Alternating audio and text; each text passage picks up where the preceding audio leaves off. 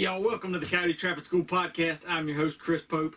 As always, we're brought to you by Cots Bros Lures, baits, lures, the full gambit of gambit, whatever it is. All the trapping supplies you need, head on over to cotsbros.com and they'll hook you up, get you set up. And also, I just saw in one of the recent emails that they sent out, you can sign up for their newsletter if you go to their website.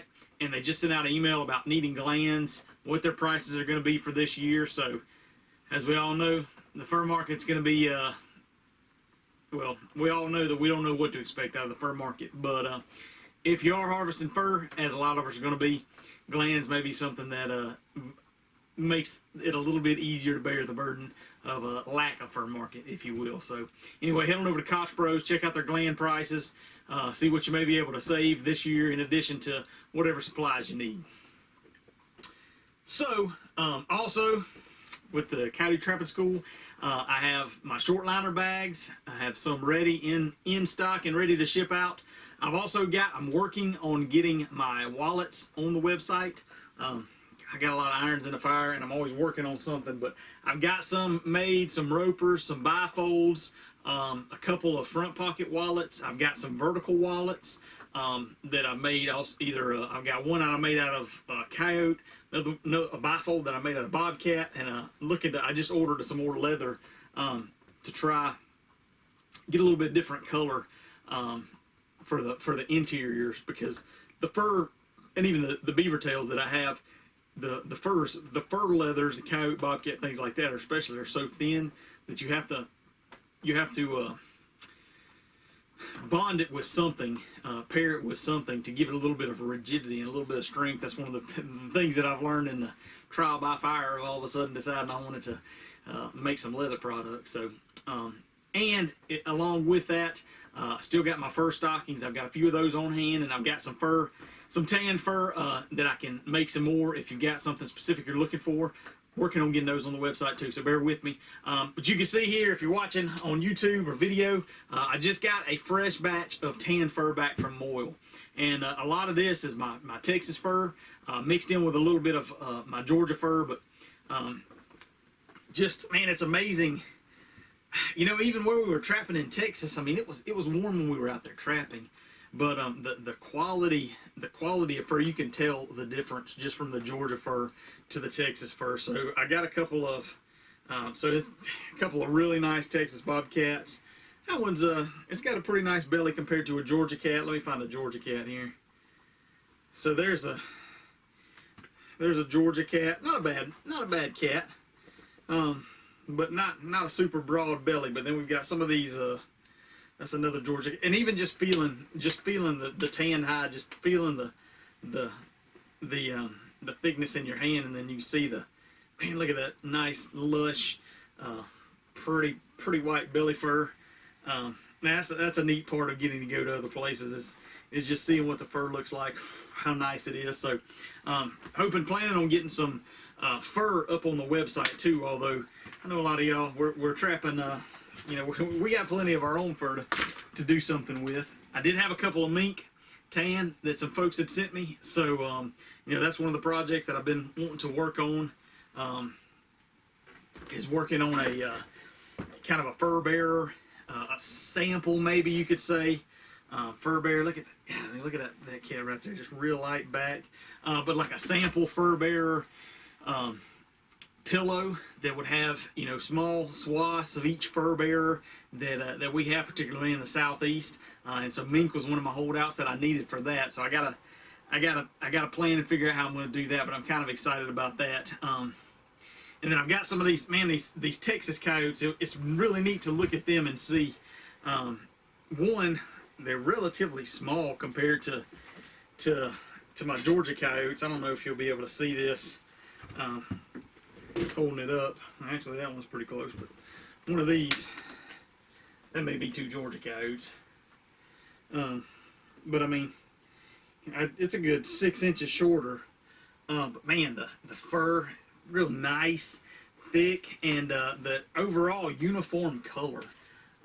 You know, that's something that we don't have in the South. Is kind of we got a lot of fur variation. Even look at Look at the belly on that joker. I mean, that's a pretty belly. A lot of our Georgia coyotes got an ugly belly. They got ugly everything. But you know, one thing that I think hurts our fur quality even more in the South is the variation in color. You know, because in the garment manufacturing, you know, they may be pairing multiple pieces of fur together, and they're trying to get it. In a lot of cases, they're trying to get it all to look like one piece, one solid piece. You know, and so you got to have furs that look alike so that you can try to get those blended. So anyway, just always neat, and it's it took a little bit longer than I expected to get these back, and I was a little bit nervous, but man, I was excited when that box showed up and opened them up. And one question I get, and so I've got a couple other projects in the works. I've got some rattlesnake skins that I'm tanning and gonna try to make some stuff out of, you know, along with my leather stuff. And that's one thing that you won't hear me talk a lot about is tanning, because I've tried tanning furs, and the quality that you get from somebody that knows what they're doing, like Moyle, you know, this will make you want to lay down. It even smells decent. The furs that I tanned, and I didn't just do I've used one of the orange bottle tans, but I also did what I would consider more of a professional tan with multiple steps of pickling and neutralizing and all that, oiling, and there's just no comparison, just because they've got the machinery, the equipment, and the know-how to really produce a quality hide. That being said, I struggled to find somebody that could do well, I found one really place that would do the tanning my snake skins, but it was $25 a foot. I was like, golly, man, that's, you know, $100 for a 4-foot snake. That would be one belt, right? Geez, I mean, you know, you got $100 just in the cost, not including shipping and not including your other belt pieces. I mean, you're talking about like a $400 belt. I mean, so I kind of feel like I was forced to try that, you know, kind of self-tanning out of necessity. And if it turns out well, I'll definitely do a video on it. You know, one thing I hear a lot of, I even asked the question, and you know, a lot of folks will say, I'll just, you know, put them in glycerin and alcohol. You know, that probably worked fine for folks. But me personally, especially with the desire to, you know, be able to sell whatever product that I may produce, I don't think that glycerin and alcohol is a true tan. It is my personal opinion, but you get on somewhere like taxidermy.net, and they've got a whole tanning forum, and you can get in a huge rabbit hole of guys just and they'll start talking about the chemistry and the ionic bonds, and you know how the chemistry of that hide being transformed into leather. So it's more than just a preservation. There's a chemical process that goes on to get an actual leather, a piece of leather. And so that being said, this is kind of a multi-step process, very similar to what I tried before, but with the fact that this rattlesnake, you know, it's going to be like some of the other stuff. It's going to be overlaid and paired with another piece. So you're trying to put some rigidity in it. It's not like a fur thing that you would want it to be soft and supple. So we'll see. If it turns out well, I'll definitely do a video on it and show y'all, because it's if you just search how to tan a snake skin, all you come up with is this you know, glycerin and alcohol mixtures, and I just personally, I don't feel confident that that's truly creating leather out of the hide. That being said, if you are interested in having me, or if you're interested in you trying to make some kind of beaver tail item out of some beaver tails that you catch, I would encourage you to. I've got a video. I'll link in this video the video on skinning and fleshing a beaver tail. But please, if you do that, send those beaver tails to a professional leather tannery. I always use Springfield leather. It's not Springfield, Specialty Leather Products. They're in Iowa, and because actually the it's more like I guess like a leather tan. There's actually the scales on that beaver tail, I guess, is kind of equivalent to hair on a regular hide, and so that part will actually slough off. They'll slough that off just like if they were trying to get rid of the hairs on a leather hide, and then you're left with the actual leather underneath, and that's going to come out a very bland kind of whitish color, and then they can actually dye that to match whatever your whatever color that you want. They've got a list of dyes, and I'm sure there's some other leather tanneries, but if you're wanting to do that with a beaver tail, please don't take that to your taxidermist. Please make sure, if you do take it to a taxidermist, make sure that they are going to send it, to a leather tannery and not just a tannery or try to tan it themselves. So that being said, I think that covered everything that I wanted to touch on. Oh, one other thing. So I've been kind of bouncing around in my head an idea for a little while now. I get questions every once in a while, people asking me if I'm going to write a trapping book or something, and I'm not going to write a book. I don't feel like there's a lot of book consumption, and I just frankly don't want to sit down and write a book. That being said, one thing that I have thought about is trying to go through and structure some podcast episodes, kind of reverse writing a book. So, take basically a table of contents and do a podcast episode about specific topics that could potentially be later on merged into a more all-inclusive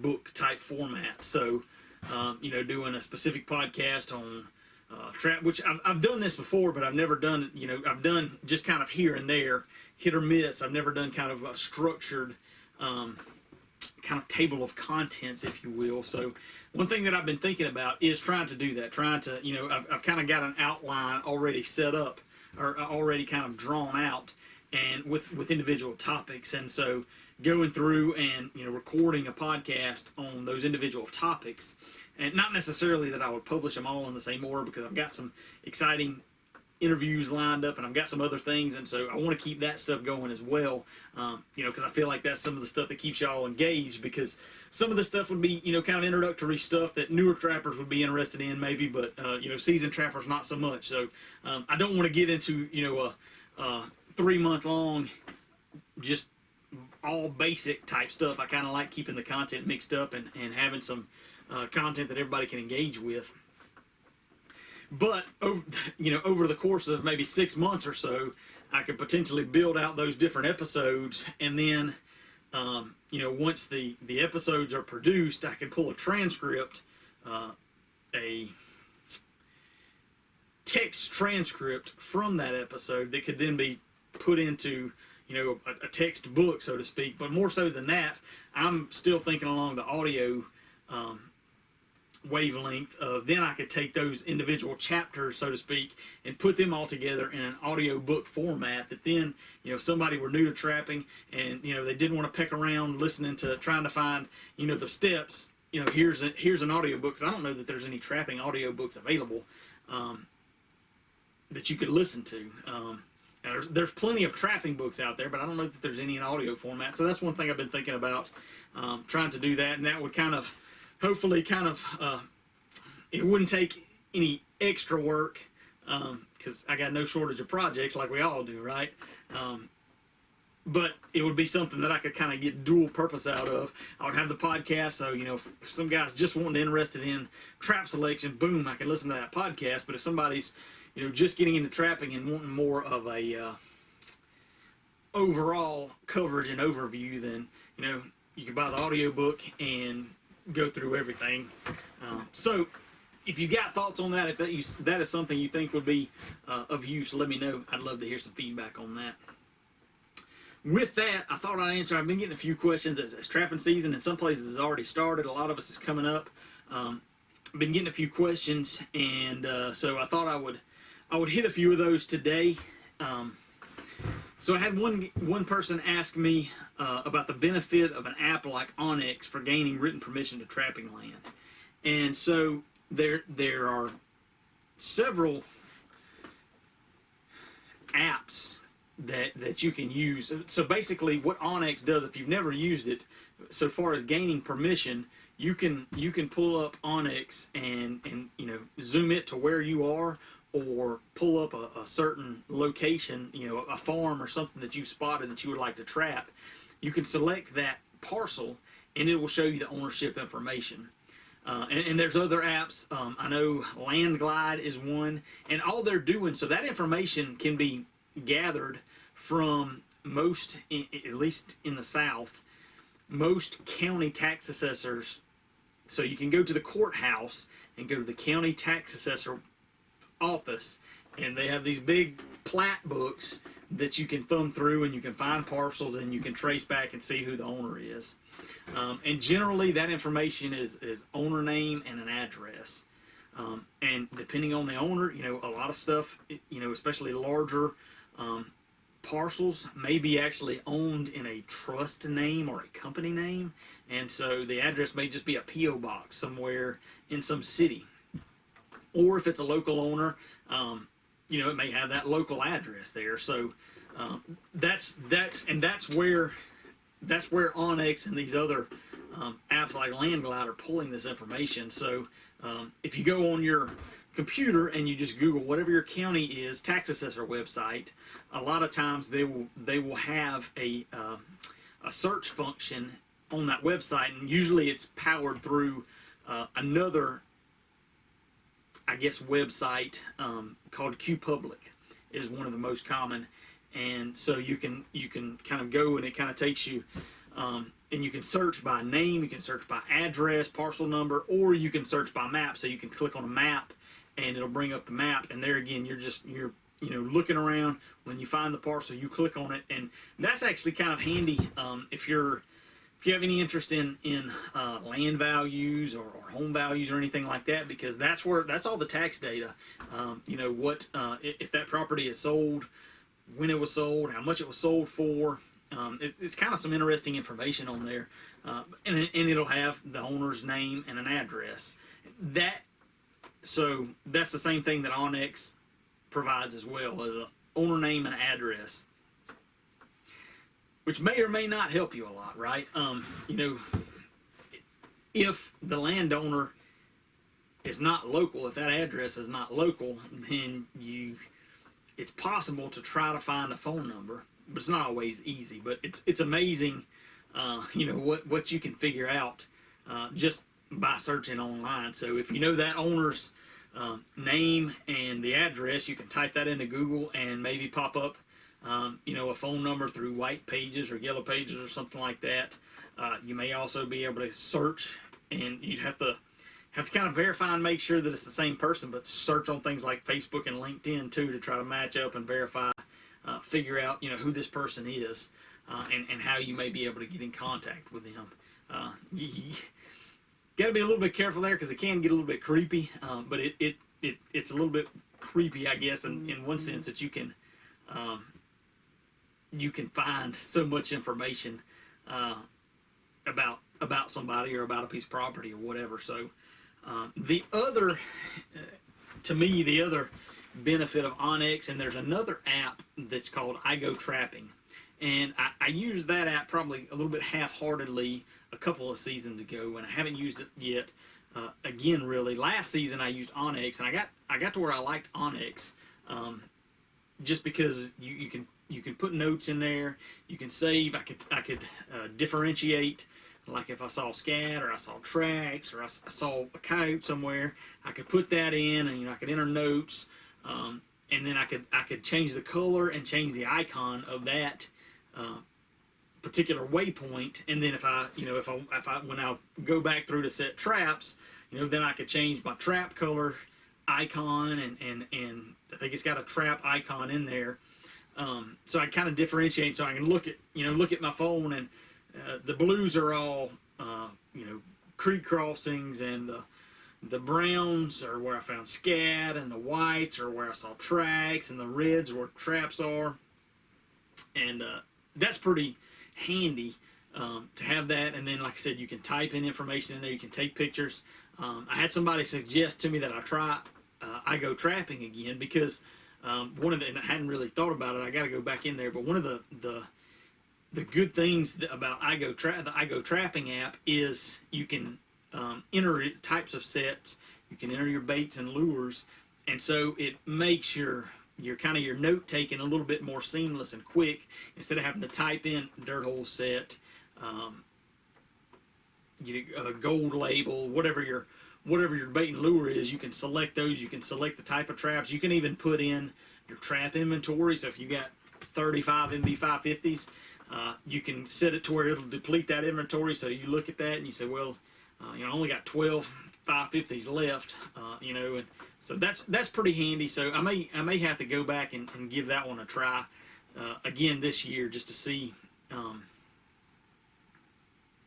just to give it a good try comparison, because I did think that Onyx was pretty handy last year. Another question I had was, do you have any tips for catching a coyote that won't fall for conventional trap sets? And so I've had this particular question may have been around a coyote that's predating on sheep and lambs, but I've gotten this question some, even about because a lot of folks are putting trail cameras up, and so you see that coyote come up to your set, and he doesn't get any closer to me to the camera. And he stays 10 feet back, and he goes on about his way. And so you've got to be sure that you're not just reading into that coyote's not working my set, because maybe the wind wasn't blowing right, maybe he had just eaten, maybe he wasn't hungry, maybe he had something else on his mind, whatever. But if you've got a coyote that's actually kind of working your sets, but you won't get close enough to actually be caught in one, so to speak, that's a different scenario. And so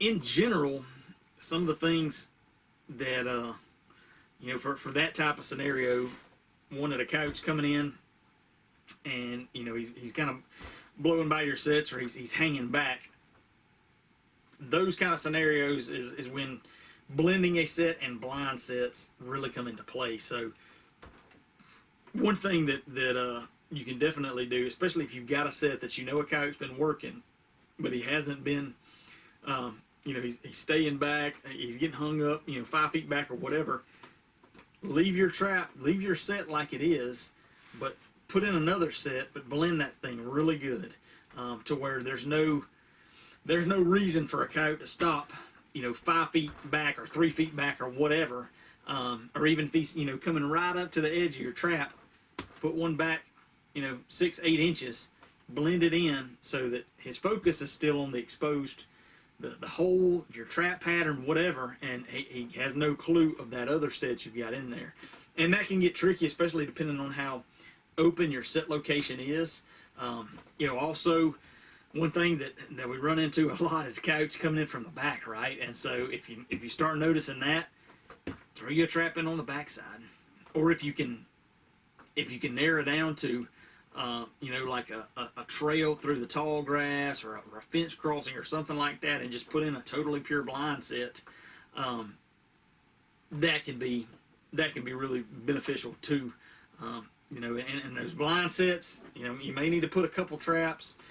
Or if you've got a good fence crossing that that coyote's using, maybe put one on one side and one on the other, blend it in, maybe put you a little stepping guide or something, but small, not too obvious, just so as to not take his attention off of where he's going. You don't want him stopping to think about what's going on down here. You want him thinking about what's on through that fence, and not slowing down to see what may be wrong underfoot. And so another one that kind of played off of was, had a guy send me a message that said, I checked my line this morning and something dug up one of my traps, but no idea if it's now an educated coyote or coon. Would it be worth resetting it and then adding a flat set nearby? And I think he caught a coon the day before. I think he had a double. He had like a coon and a possum, and he had his trail camera. He could see the coyote. He saw the coyote come by. So the coyote comes up, sees what's going on, but there's no trap for him to catch. Both the traps are plugged. in my experience, most of the time when I've got a dug trap, especially if that trap pulled out of the bed or flipped over, that's a coon. The majority of the time you're dealing with a raccoon. Either way, it kind of falls back to the scenario we talked about before. Go ahead and reset, rebed that trap, put it in just like it was. Back off just a touch, just enough to, a trap's length, a trap's width. Put you another trap in right there. Be sure that thing is bedded rock solid. That's your biggest key. That's the biggest reason why people have dug up traps and refusals, is because there's a little bit of wiggle there. Make sure that trap is bedded rock solid and blended in so that there's no hint of a trap being anywhere but that dirt pattern where the trap was. And then it's not going to hurt to add a flat set nearby. Again, that's something, especially if you've got some digging, something where I would blend. I kind of, on flat sets, I kind of go back and forth. Sometimes I'll leave the dirt pattern exposed, especially kind of gray fox country. But, sometimes I don't really have a hard and fast rule about much of anything, truth be told. And then another question I had, a guy sent me. So I made a catch today and reset the trap, but when I go to pull the trap to move to a different spot, do I need to re-dip my trap, or can I just pressure wash to get the smell off? In general, you could just pressure wash it. Now, the one thing, I would pressure wash it and then re-dip. I wouldn't just re-dip it like it is. All that may be okay. Because if you read, O'Gorman's book, Hoofbeats of a Wolfer, he talks about pulling traps, skunk, whatever it called, throwing it in the truck and getting on down the road and resetting it again. As trappers, we overthink a lot of stuff, and I have no doubt that he has done that and caught his fair share of game. I'm probably, the way I operate, I've kind of tried that a little bit, but most of the time, I won't re-dip or retreat a trap if it hadn't made a catch. Pull it out, throw it in the truck, and reset it again. If I made a catch, then generally I'll pressure wash it and then re-dip it. And the re-dipping is more to get your protection on that trap, because that's the main function of your dip, your wax, your dye, whatever, is to try to keep that trap from rusting, because we got them out. If you're north of the Mason-Dixon line, you're using some kind of corrosive material, salt or whatever, to keep your traps from your trap bed from freezing. That's gonna, that accelerates the rusting on your trap. And then if you're down south of that line, you're probably dealing with a lot of rain and a lot of mud, which is gonna what's the opposite of hinder? Help, I guess. I was thinking there would be a fancier word, but that's gonna help that rusting process all the more, right? So, to me, the dips, the dyes, whatever, that's for protecting your trap more than anything else. So hit that thing with a pressure washer, re-dip it, speed dip, or whatever you're doing. Speed dip, you're going to need to let it hang and let it air out, but I was thinking Full Metal Jacket. Southern Snares has also got a dip. So people talk about floor wax. I've never used any of that before, but if you've got something, quick dip like that, dip it and roll on. There's some guys that just wax, some guys that just dye, and I know I've traveled with some guys around here that they just keep their dye pot cold, and just if they got a trap that they wanted to re-dye, they throw it in the pot, leave it overnight, pull it out the next day, and get on with it. So that's trapping. It's all about kind of figuring out your style, your preference, how you like to do things. And what works for you, I guess, more than anything. Not so much how you like to do things, but what's working for you. So, and that, I think that kind of wraps me up. So, let me know. I'd love to get some thoughts and some feedback. What's your plan this year for trapping season? It seems like a lot more guys are trying to think, and I'm seeing a lot more folks making and trying to use their fur and I love that. I think that's awesome. I think that's what we really need to do, and I hope that goes well for everybody. I do hope that there's at least some semblance of a fur market that comes back just to help folks along and kind of help justify one thing that I've got tentatively an interview lined up that I'm super excited about. But in this guy's story, a lot of the older trapper stories are folks that can't maybe they got started in the fur boom era, but the monetary aspect was something that it initially got them hooked. And for me, truthfully, I mean that was something that appealed to me in addition to the trapping. I later realized that there's not a whole lot of money in southern fur, but still, it was that there was enough of that monetary appeal that it didn't hurt anything. How about that? And how is that? How does that influence or impact the future generations? I don't know that we're going to see, and maybe I'm wrong. I don't know that we're going to see the number of young people interested in trapping. Not because there's no money in it, but from a young person's perspective, they've only got limited funds, and if you can do something that helps pay for the traps to keep you trapping, well, that's one thing.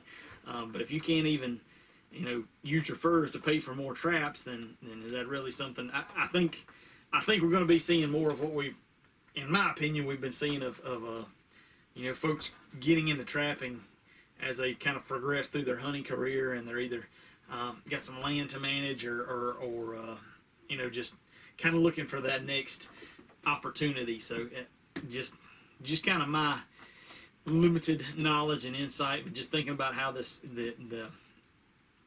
fur market, lack thereof, it may be influencing trapping in the future. So I'd love to hear your thoughts on that. As always, if you've got any questions, you got any thoughts on podcast ideas or comments, please let me know. Shoot me an email, Chris@CoyoteTrappingSchool.com. I really appreciate everybody that listens. I appreciate hearing from y'all. So it's always good to get a little positive feedback. Otherwise, y'all stay safe. Happy trapping. If your season has come in already, if it's not, get ready. I thought I was getting a good jump here a while back, and I dipped a bunch of my traps. I dyed them. I'm going old school this year, dyeing and waxing, and I dyed them. And man, I'm kind of getting on the ball, and it's been like 3 weeks, and I've still got them hanging out there. Got to wax them, so not really getting ahead just yet. We're gonna try to stay a little bit by a little bit. But anyway, we'll catch y'all on the next one. Thanks for listening.